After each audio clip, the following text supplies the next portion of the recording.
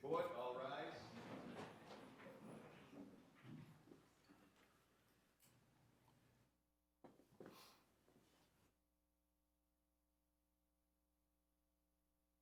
Hear ye, hear ye, hear ye. All persons having anything to do before the Honorable, the Justices of the Supreme Judicial Court, now sitting in Boston, within and for the Commonwealth, draw near, give your attendance, and you shall be heard. God save the Commonwealth of Massachusetts. Court is now open. Please be seated.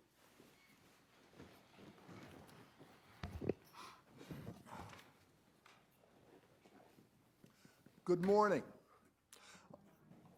On behalf of the justices, we welcome Justice Nolan's daughters, Professor Jacqueline Nolan Haley, Maura Nolan Brown and her husband Harold Brown, Janice Henry and her husband, the Honorable Bruce Henry, Justice Nolan's son, Joseph Nolan Jr., and many other family members and friends of the Nolan family who are present this morning. I would also like to welcome back to this court retired Associate Justice Judith A. Cowan. I note the presence of retired Chief Justice Christopher J. Armstrong, Chief Justice Paul C. Dawley, and many justices of the Appeals Court and the Trial Court departments. I welcome back several of Justice Nolan's law clerks who are seated to my left. Many have traveled a long distance to be here to pay their respects to the man who was undoubtedly a powerful influence on their lives. The court now recognizes Jennifer Grace Miller, who will be speaking on behalf of Attorney General Martha M. Coakley. Thank you, Your Honor. May it please the court. On behalf of the Attorney General, who apologizes for not being able to be here today, and the Bar of the Commonwealth, it is my honor to present a memorial and tribute to the late Joseph R. Nolan. Justice Nolan's career on the bench spanned more than 20 years, from 1973 to 1995. Appointed by Governor Edward J. King in 1981, he served as an Associate Justice of the Supreme Judicial Court for 14 years, until he reached the mandatory age of retirement in 1995. From 1980 to 1981, he sat as an Associate Justice of the Appeals Court, and prior to that, Governor Francis W. Sargent appointed him to serve as a trial court judge, sitting on both the Superior Court and the Brighton District Court. In fact, Justice Nolan is remembered as the first judge to serve at every level of the Massachusetts court system. Born in Mattapan in 1925, he was the younger of two sons, John and Joe. His father was a school custodian and his mother cleaned houses. He graduated from Boston College High School in 1942. A member of the greatest generation, he served in the United States Navy during World War II. He was a pharmacist mate 3rd class and served in the Pacific Theater. Returning home after the war, he went to Boston College, where he studied business and graduated with a bachelor's degree in 1950. While in college, he met and married his lovely wife, the former Peggy Kelly. They would celebrate 66 years of marriage and raise 7 children, whom he called his 7 jewels: Jacqueline, Janice, Leonard, Barbara, Maura, Martina, and Joseph Jr. Fellow parishioners fondly recall watching the Nolans file into church, filling an entire pew. Justice Nolan became a triple eagle in 1954 when he graduated from Boston College Law School. He began his legal career in private practice, although he quickly turned to public service. He served as an assistant district attorney for Suffolk County and was general counsel for the Massachusetts Lottery Commission. In 1965, he began a long and rewarding academic career at Suffolk University Law School, where he taught until 2011. He was a popular professor, cited by his colleagues for his humor, knowledge, and love for the law. One former student, who later became a judge himself, recalled that Justice Nolan, quote, brought his real-world experience, keen intellect, and simple approach to the classroom. Another student remembered running into Justice Nolan a few days before he was scheduled to take the bar exam. A few anecdotes from Justice Nolan provided that student with, quote, enough emotional nourishment to survive the ordeal. Many others cited Justice Nolan's patience and kindness in the classroom and regularly named him as one of their favorite professors. In addition to his teaching and judicial responsibilities, Justice Nolan found the time to edit 2 editions of Black's Law Dictionary and co-author 5 books on the law. His work on civil practice and torts, in particular, are regularly cited to this day in briefs and court opinions. It is no wonder, then, that Justice Nolan's friend and colleague, Justice Neil L. Lynch, remembers him as a, quote, intense worker. "We used to tease each other," said Justice Lynch, "because he would have only one piece of paper on his desk. That would be the case he was working on, and it would not be removed until he was finished." His own office, which was next door to Justice Nolan's at the Supreme Judicial Court, quote, "looked like probably a hurricane passed through it while I was working." Even while an Associate Justice of the Supreme Judicial Court, Justice Nolan never lost his perspective as someone who started in the Brighton District Court. He joked with others that the most powerful judge in the court system was the district court judge because, quote, "that's where the cases begin." And he did not appreciate high-handedness in others. A friend recalled him saying, quote, "When I want to know who people really are, I don't ask the higher-ups. I want to know, how did they treat the janitor, the cafeteria workers, the security people?" On the bench, he was a conservative voice, and his opinions reflected his deeply held political beliefs. Most famously, he dissented in a 1986 right-to-die case that permitted a family to remove a feeding tube from an injured firefighter who had been in a coma for over 3 years. He dissented again in a 1994 First Amendment case about South Boston's annual St. Patrick's Day parade. He also revived the Catholic Lawyers Guild of Boston and served as its president for 25 years. As Cardinal Sean P. O'Malley put it, his work was guided by core beliefs he held true to as a committed and faithful Catholic. Although he was dedicated to it, Justice Nolan's life did not just revolve around the law. He loved tennis and summers in Scituate. And of course, he was devoted to his family. His wife Peggy, his 7 children, 24 grandchildren, and 16 great-grandchildren. Robert Crane, a former state treasurer and longtime friend, said that everyone looked to Justice Nolan for advice and counsel on how to raise a family because, quote, "he was an expert at it." On behalf of the Commonwealth, I respectfully move that this memorial be spread on the records of the Supreme Judicial Court. Thank you. I'd like to also note the presence of Chief Justice Barbara Rouse from the Superior Court. Next, the court recognizes Attorney Joseph W. Monahan III. Good morning, Morning. Mr. Chief Justice Ireland, Associate Justices of the Supreme Judicial Court, Ms. Miller, members of the Nolan family, friends.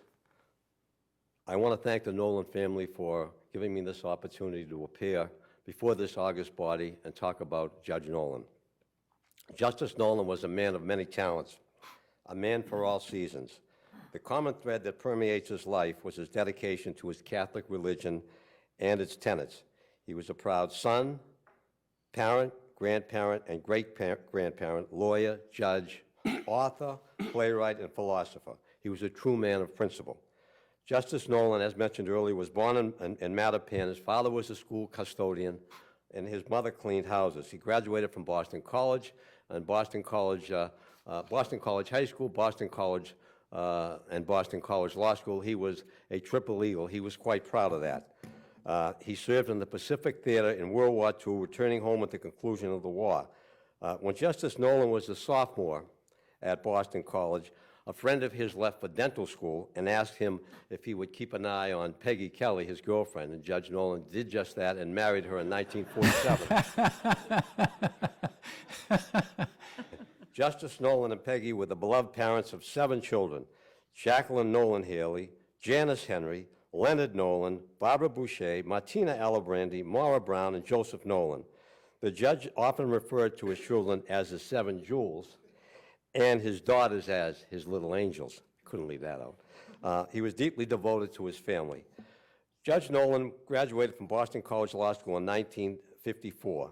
He started a private law practice and later served as an assistant district attorney in Suffolk County, establishing himself at that time as an excellent trial lawyer. He was an accomplished legal scholar as well. In 1965, he began a 46-year association with Suffolk University Law School, initially teaching as an adjunct professor of law, and after his retirement from this court, the remaining 16 years he spent as a university professor at Suffolk. Justice Nolan was also the proprietor of the Nolan Bar Review, which he operated for a number of years.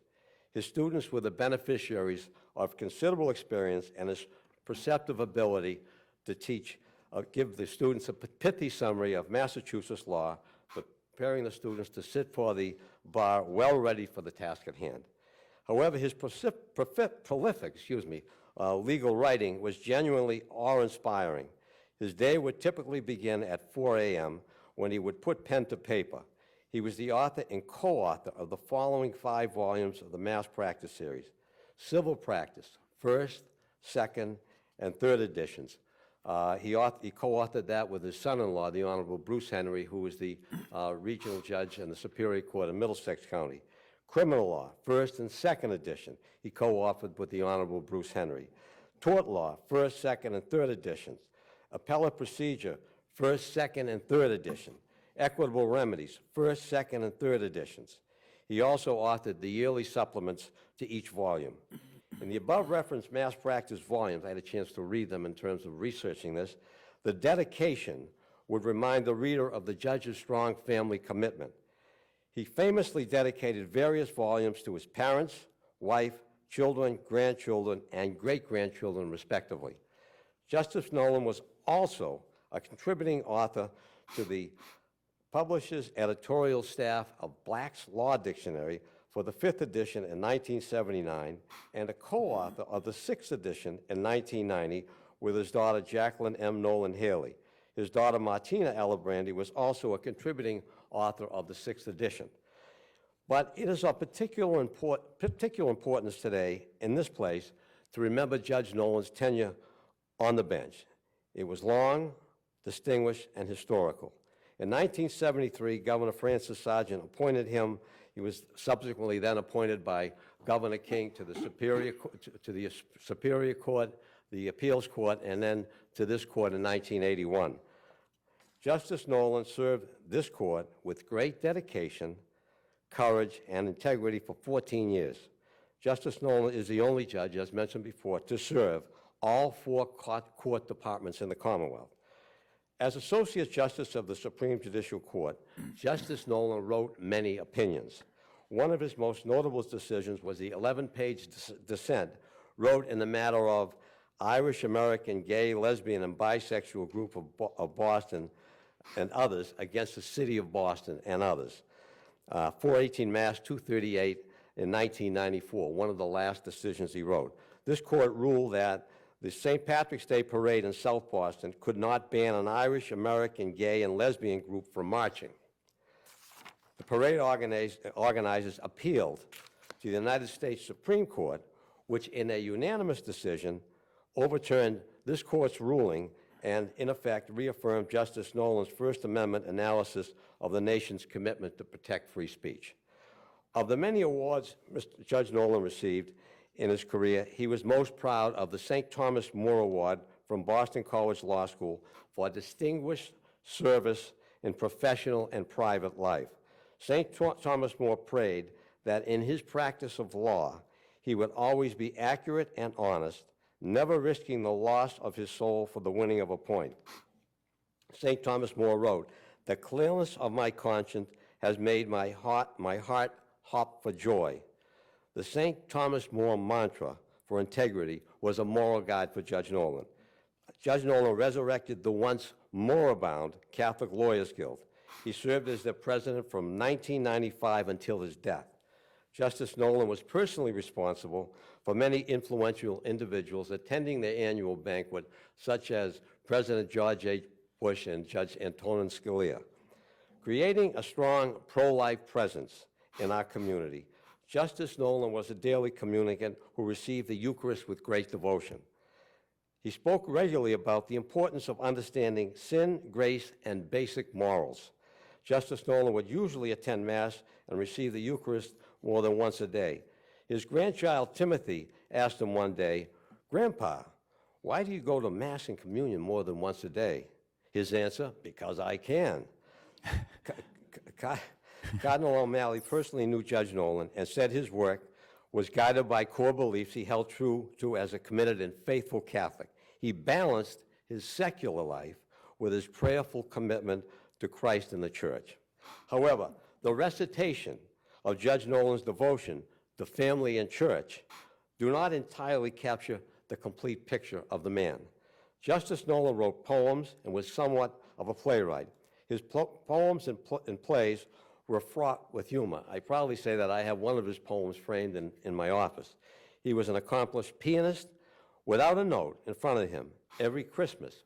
He led his guests, dubbed as Judge Nolan's pals, in a merry sing-along. There are those who consider Latin a dead language. It is clear they had never met Judge Nolan. His Latin was impeccable. He could follow the church service in Latin and could identify each and every error that the priest made. The priests were lucky that he was not a harsh grader.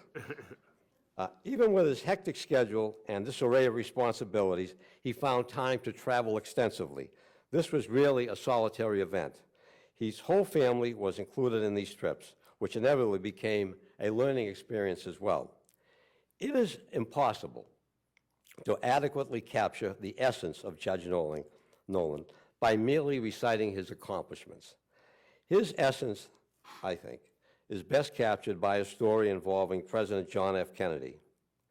At a White House dinner, JFK once hosted a group of intelligentsia surrounded by Nobel Prize winners, scientists, authors, and artists. Kennedy at this point was reminded of Thomas Jefferson, president, writer, musician, and architect. President Kennedy famously remarked to his audience, "This dining room has never witnessed such a collection of minds since Thomas Jefferson dined alone." Judge Nolan was our Thomas Jefferson. Judge Nolan's intelligence and good heart was not confined to these four walls. These traits resonated throughout our community. All of us that were fortunate enough to have met him have been enriched by that experience.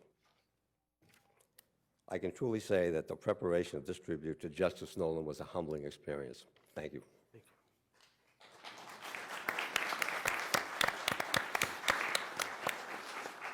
Thank you. The court recognizes Attorney Frank C. Corso.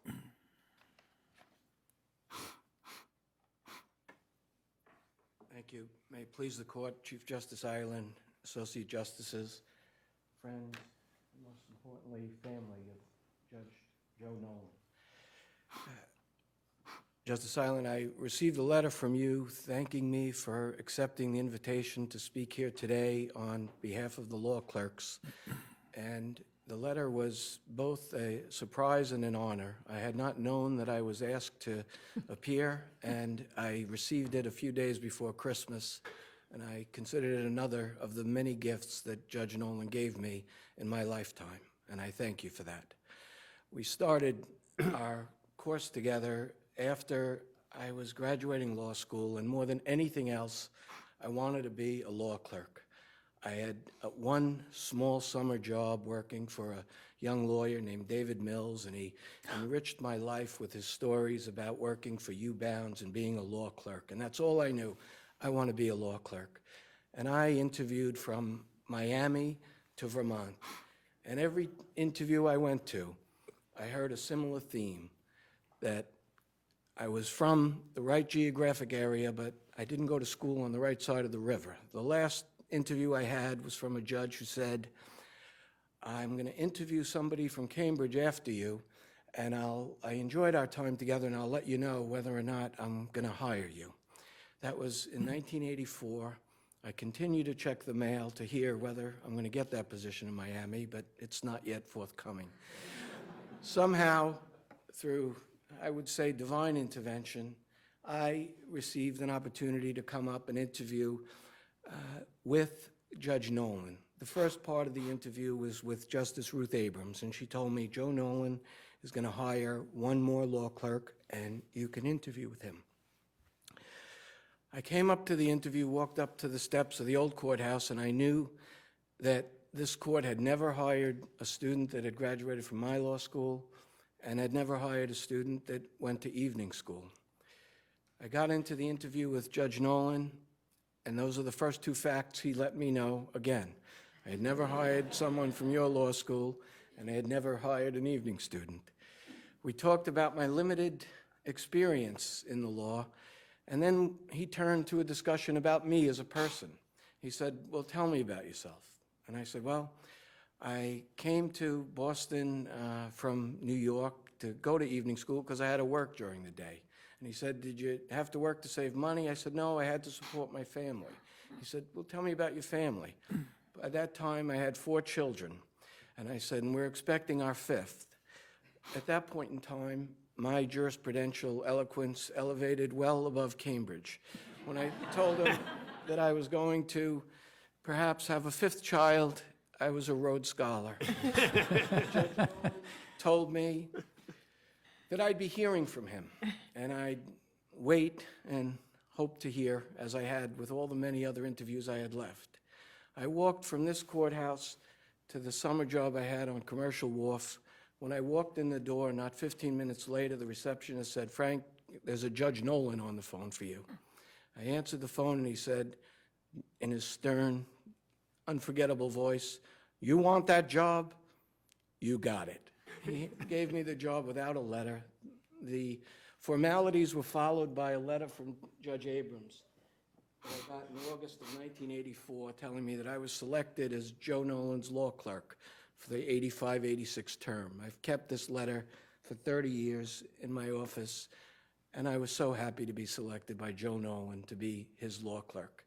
In that period of time after this process started, I moved my family to the North End, and I worked hard for Judge Nolan and worked on Saturdays and I didn't write decisions, he wouldn't let me do that, but he allowed me to do drafts of decisions.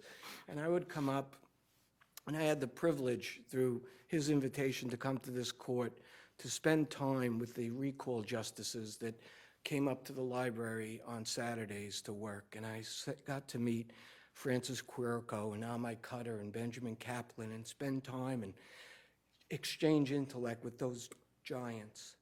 And the bench at the time, no one on this bench was on that bench. We had Chief Justice Hennessy, Justice Wilkins, Justice Lynch, Justice Abrams.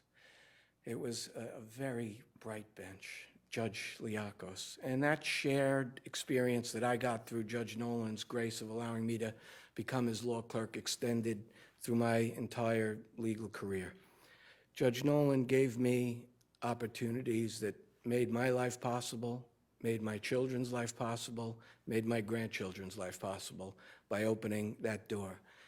I can likely tell you and recite all of the treatises that he wrote, all of the decisions that I've read that he wrote, but the most important thing that I took away from this clerkship, and I hope was shared with all the co-clerks, was the man we knew as Judge Nolan. My time with him extended over 3 decades. We never lost touch. We communicated every year. When I left the clerkship and opened my own practice, Judge Nolan walked into my office, and he sat, and he was at the threshold, and he said a prayer. I observed him. The phone started ringing, and it never stopped ringing. He prayed for my success, as he told me, and he gave me that success. Judge Nolan was a man who knew what he wanted in life, and he lived that life. You heard he went to Mass and was a daily communicant. He was a devoted human being, devoted father. I'm fortunate that I got to meet his 7 jewels and know his family and know the Nolan family. When he left the court, he gave me his library. At the time, I thought he just wanted someone to clean it. I did. When he passed away, Mrs. Nolan and I met, and she and our children gave me the library from his home.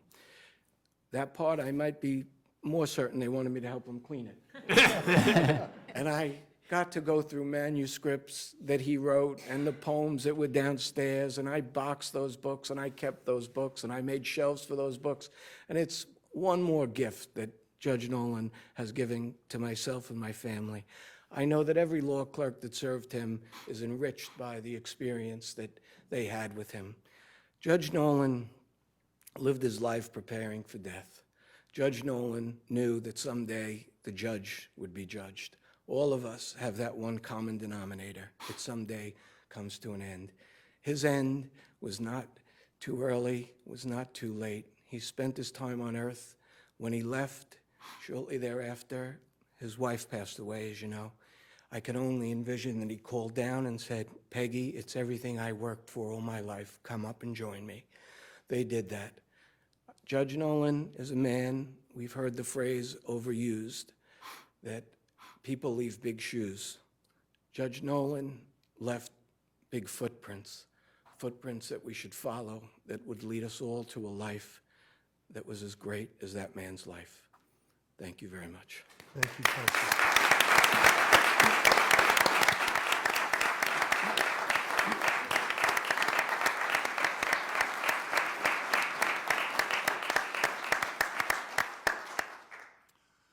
The justices and I have asked Justice Neil L. Lynch, now retired, to reply for the court on the motion of Jennifer Grace Miller, who spoke on behalf of Attorney General Coakley.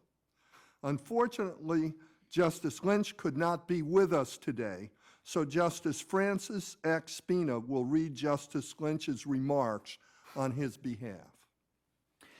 Justice Neil L. Lynch prepared the following remarks but could not be here this morning. I will deliver them on his behalf. Chief Justice Ireland, members of the court, Attorney General Coakley, Mr. Monahan, Mr. Corso, members of the bar, the family of Justice Nolan, and guests. First, I want to extend a special welcome to the Nolan family and to recognize the passing of Joe's wife, Peggy Kelly, the love of his life, who passed away in January, just months after Joe's death. I know this has been a difficult time for your entire family, and I want to extend my personal condolences as well as that of the court. I know that Peggy is with us today in spirit to honor her beloved Joe. On February 27, 1981, Joseph R. Nolan became an Associate Justice of the Supreme Judicial Court, serving in that capacity until he reached the mandatory age of retirement on June 13, 1995.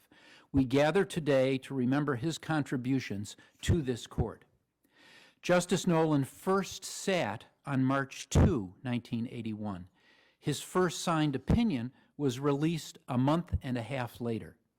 During his tenure as a justice, he was the author of 446 opinions. Joe Nolan grew up in Mattapan, attended Boston College High School, graduating in 1942 before serving in the United States Navy in the Pacific Theater during World War II.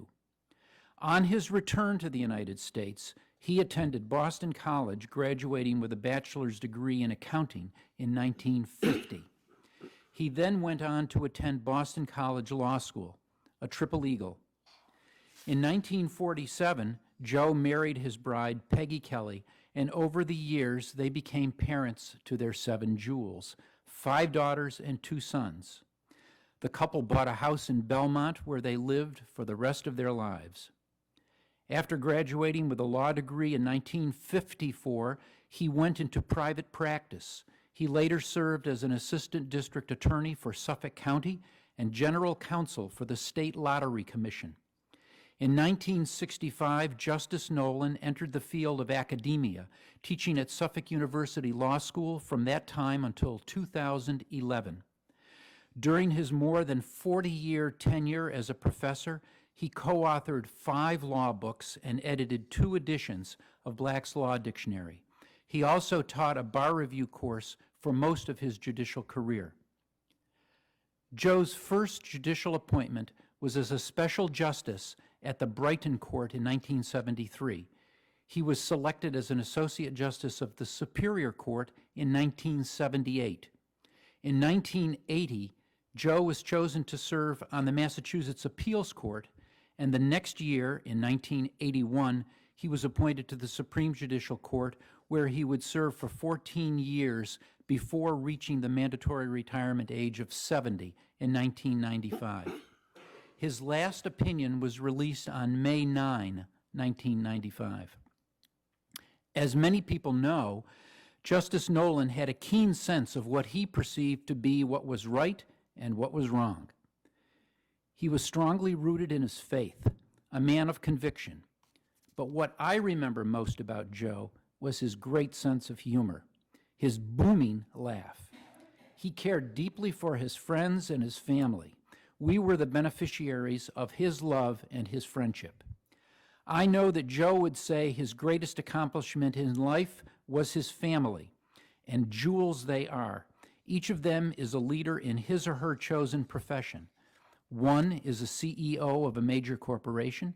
Another is a professor of law. Two are in the finance and accounting professions, one in advertising, one in real estate, and another is a special education professional. Joe and Peggy were blessed with their family. I recently read an article that illustrates that great love. In March of 2006, as Catholic Lawyers Guild president, Joe sat with Supreme Court Justice Antonin Scalia following a red mass, and the two men engaged in a lively conversation. Following their talk, Joe said, "I don't like to take a back seat to anybody, but he has me beat where it counts." Justice Scalia had 26 grandchildren compared to Joe Nolan's 24.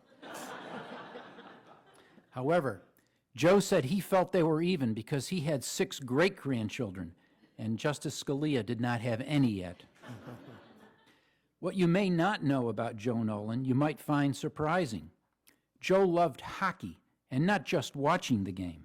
He played on a regular basis with his friends and family well into his 80s, until Peggy Kelly hung up his skates. Joe was also an accomplished pianist. He was self-taught. He would entertain for friends and family, especially during his annual Christmas party. He would engage his guests in song and laughter. He began his parties at 12 noon because all would come to a screeching halt at 8 p.m. That was Joe's bedtime. Joe prided himself on being organized. He worked diligently on his assigned cases immediately following the court's sitting so that the opinions would be ready for discussion within 1 month of argument. His law clerks were expected to adopt that same work ethic in assisting him in researching these drafts. As a result, they had excellent training for working at law firms.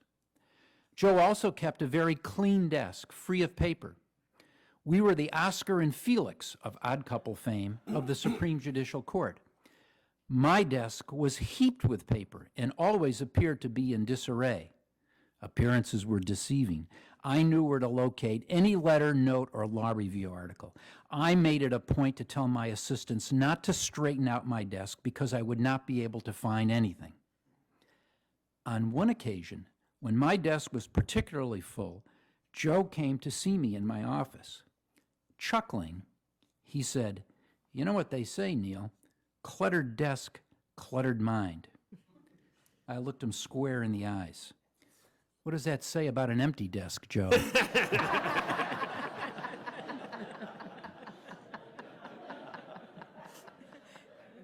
He roared with laughter, as you did. I have a wonderful memory of Joe. Even his strongest critics saw a different side once they met and got to know him. He was a man of passion, wit, and energy. Joe Nolan, a husband, a father, a judge, a musician, a teacher, a true believer, a loyal friend. He shares the legacy of St. Thomas More, a man for all seasons. I'm proud to say he was my friend. On behalf of the justices of the Supreme Judicial Court, the motion of the Attorney General is allowed, and this memorial is to be spread upon the records of the court. Thank you.